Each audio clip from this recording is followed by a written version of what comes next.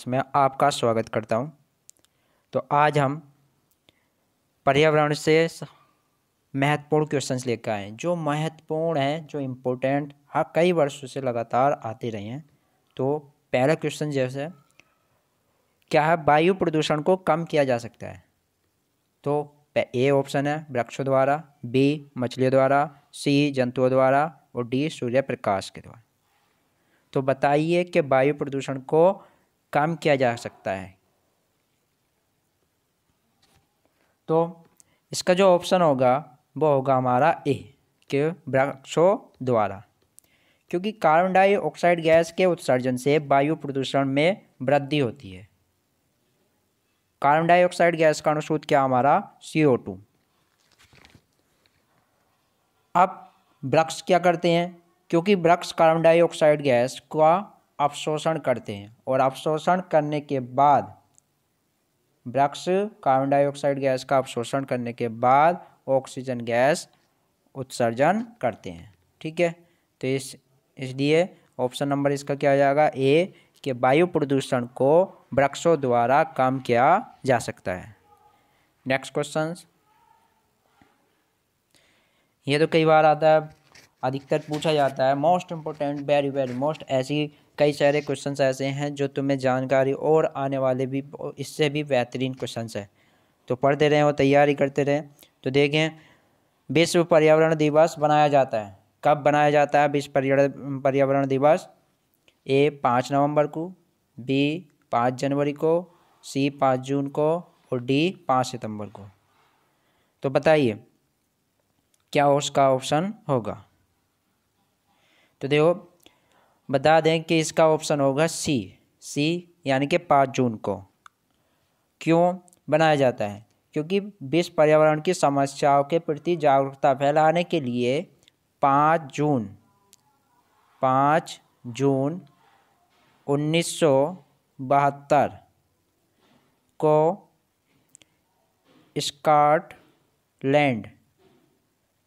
Scotland में पर्यावरण संबंधित प्रथम बैठक हुई थी। तो इसीलिए 5 जून को पर्यावरण दिवस बनाया जाता है। नेक्स्ट क्वेश्चंस, सूर्य के हानिकारक किरणों से पृथ्वी को कौन सा स्तर सुरक्षित रखता है? तो पहला है आयन मंडल, दूसरा बी ओजोन स्तर, सी क्षोभ मंडल, डी चुंबक मंडल। बताइए कौन सा होगा इसका सही आंसर? तो इसका आंसर होगा ओजोन स्तर, क्योंकि पहला जो मंडल हमारा क्षोभ मंडल है, कौन सा हमारा क्षोभ मंडल, उसके बाद हमारा समताप मंडल। अब क्षोभ मंडल में जो ये परत होती है, ये लेयर जो होती है समताप मंडल और क्षोभ मंडल के मध्य में, ये हमारी ओजोन परत कहलाती है। कौन सी? ओजोन। तो ओजोन परत का कार्य क्या है? ओजोन परत जो होती है यह सूर्य से आने वाली पराबैंगनी किरणों को अवशोषित कर लेती है, जिससे कि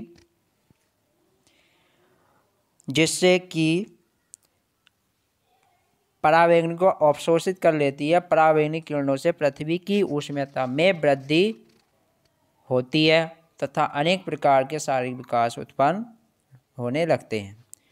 ठीक है, तो नेक्स्ट क्वेश्चंस, किस जगह के फ्लोरा और फना सूचित करता है? पेड़ पौधे एवं जंतुओं को, ए ऑप्शन, बी ऑप्शन मछलियों एवं पेड़ पौधों को, सी ऑप्शन जंतुओं एवं मछलियों को, डी ऑप्शन पक्षियों एवं पेड़ पौधों को। तो बताइए कौन सा इसका ऑप्शन सही होगा? तो इसका ऑप्शन होगा, बताइए, तो इसका ऑप्शन होगा हमारा ए। क्या होगा ये? पेड़ पौधों एवं जंतुओं को सूचित करता है। नेक्स्ट, पारिस्थितिकी तंत्र का उदाहरण है? ए वायु, बी तालाब, सी जल और डी क्या है? मृदा। तो बताइए इसका कौन सा विकल्प होगा? तो इसका आंसर होगा बी क्या है? तालाब। तालाब एक प्रकार का पारिस्थितिक तंत्र का उदाहरण है क्योंकि तालाब में जैव अजैव तत्वों के साथ साथ जीव जंतुओं तथा पेड़ पौधों की उपस्थिति होती है। नेक्स्ट 15 क्वेश्चन है, कौन जीवीय कारक नहीं है? ए ऑप्शन पेड़ पौधे, बी जंतु, सी सूक्ष्मजीव और डी हमारा प्रस्तर। तो बताइए कि कौन सा इसका विकल्प होगा, कौन जीवीय कारक नहीं है? तो बता दें इसका आंसर होगा डी। कौन सा होगा? डी प्रस्तर, क्योंकि प्रस्तर एक अजैव कारक है जबकि पेड़ पौधे जंतु तथा सूक्ष्मजीव कैसे हैं? जैविक कारक हैं। नेक्स्ट क्वेश्चन, अधिकतर पेड़ पौधे पाए जाते हैं, कहाँ पाए जाते हैं अधिकतर पेड़ पौधे? एमएफ स्थलमंडल, बी जलमंडल, सी वायुमंडल और डी प्रकाश मंडल। तो पेड़ पौधे जो पाए जाते हैं वो सर्वाधिक कहाँ पाए जाते हैं? स्थलमंडल में, क्योंकि स्थलमंडल में जैव पेड़ पौधों के लिए आवश्यक वृद्धि एवं विकास के लिए अनेक खनिज उपस्थित होते हैं। 17 अन्य मृत जंतुओं पर निर्भर करने वाले प्राणी को कहते हैं, क्या कहते हैं? पैरासाइट ए ऑप्शन, बी डिक मेबजोर, सी स्केवेंजर और डी ओमनीवोर। तो क्या इसका ऑप्शन होगा? इसका ऑप्शन होगा सी। क्या होते हैं ये? स्केवेंजर। तो ये ऐसे होते हैं, ये मृत जंतुओं पर निर्भर करने वाले प्राणी होते हैं। क्वेश्चन नंबर 18 सीएनजी संक्षिप्त रूप है, तो बताइए इसका क्या होगा? ए ऑप्शन है clean natural gas, B compressed natural gas, D carbonite natural gas और डी हमारा कार्बोनेटेड नेचुरल गैस। तो कौन सा ऑप्शन इसका सही होगा बताइए? इसका ऑप्शन नंबर होगा हमारा बी। क्या? कंप्रेस्ड नेचुरल गैस सीएनजी का संक्षिप्त रूप है। और बता दें सीएनजी ज़्यादातर इसका या तो फुल फॉर्म ये पूछ ली जाती है या सीएनजी का ये पूछ लिया जाता है कि इसके मुख्य अवयव बताए। तो इसके मुख्य अवयव होते हैं मैथेन, अणुसूत्र में भी दे सकता तो उसका अणुसूत्र होता CH4, फिर एथेन का क्या होता है C2H6, फिर होता प्रोपेन क्या C3H8। यानी कि पूछता है कि सीएनजी के मुख्य तत्व अवयव बताइए, तो अवयव में क्या? मैथेन, एथेन और प्रोपेन। नेक्स्ट क्वेश्चन है, मैं निम्न में से कौन विश्व उष्मायन का कारण है? ए ऑप्शन जल प्रदूषण, बी मृदा प्रदूषण, सी वायु प्रदूषण और डी क्या हमारा ध्वनि प्रदूषण। तो कौन सा ऑप्शन होगा इसका बताइए? तो इसका ऑप्शन नंबर होगा सी। क्या होगा? वायु प्रदूषण। ओके। फिर 20 महासागर पृथ्वी पृष्ठ के अधिकांश जगह आवर्त क्या है या जो लगभग हैं। तो आवर्त क्या होते हैं सबसे पहले ये पता होना चाहिए। तो ऑप्शन इसमें देखें कौन सा ऑप्शन होगा? 3/4 या 1/2 या 1/4 या 2/3। तो बताइए कि कौन सा ऑप्शन इसका राइट होगा। तो पहले इसका जो ऑप्शन होगा वो होगा ऑप्शन नंबर हमारा ए। क्या होगा? 3/4। पर ये क्या होते हैं? पृथ्वी के जलीय भाग का जलमंडल, पृथ्वी के जलीय भाग का जलमंडल क्या होता है? आवर्त कहलाता है। ओके। तो इसका ऑप्शन नंबर हो गया 3/4। 21 क्वेश्चन है, स्टेलेक्टाइट एवं स्टेलेमाइट में निक्षेपण होता है किसके द्वारा? वो किसका? ए का सिलिका का, B magnesium carbonate, C calcium carbonate का और डी सोडियम कार्बोनेट का। तो बताइए कौन सा ऑप्शन इसका राइट होगा? तो इसका ऑप्शन नंबर होगा सी क्या है? कैल्शियम कार्बोनेट का। नेक्स्ट, निम्न में से कौन वायु प्रदूषण का एक उदाहरण है? ए ऑप्शन है धुआं और कुआसा, बी वाहनों से निकलने वाली गैसें, सी जलती हुई लकड़ी या चारकोल से निकली गैसें डी है उपरोक्त सभी। तो कौन सा विकल्प ठीक होगा इसका?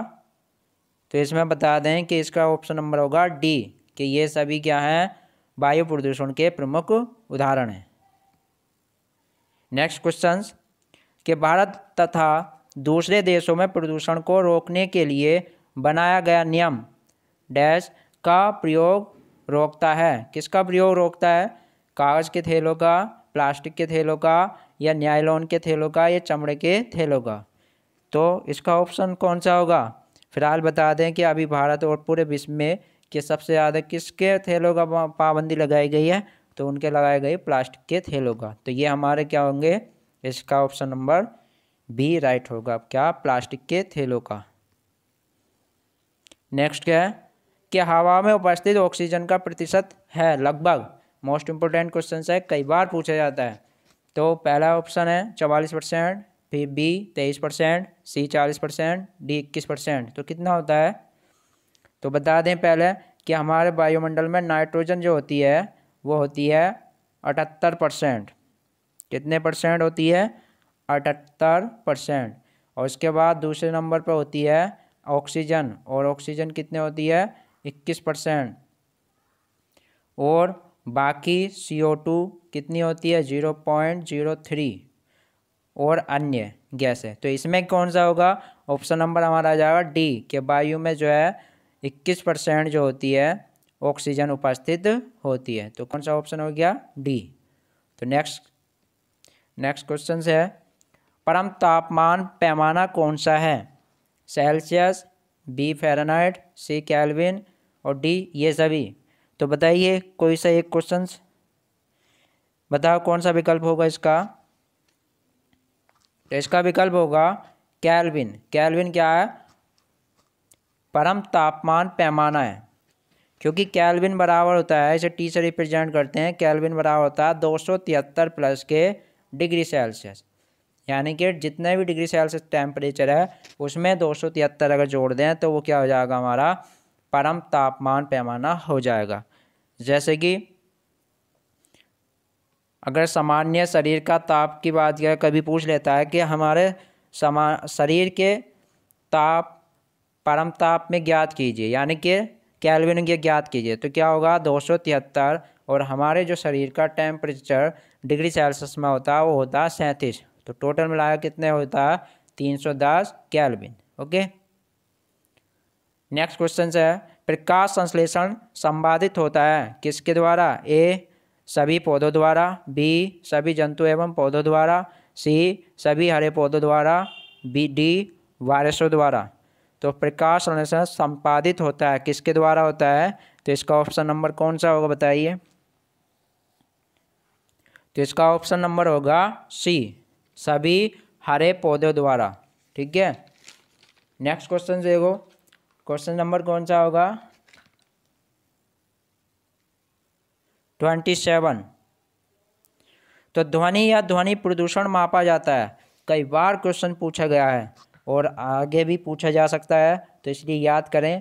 और महत्वपूर्ण क्वेश्चन लेकर आए हम, और ऐसे ही क्वेश्चन अगर तुम्हें चाहिए तो हमारे चैनल को सब्सक्राइब कीजिए और आने वाले सभी वीडियो देखिए।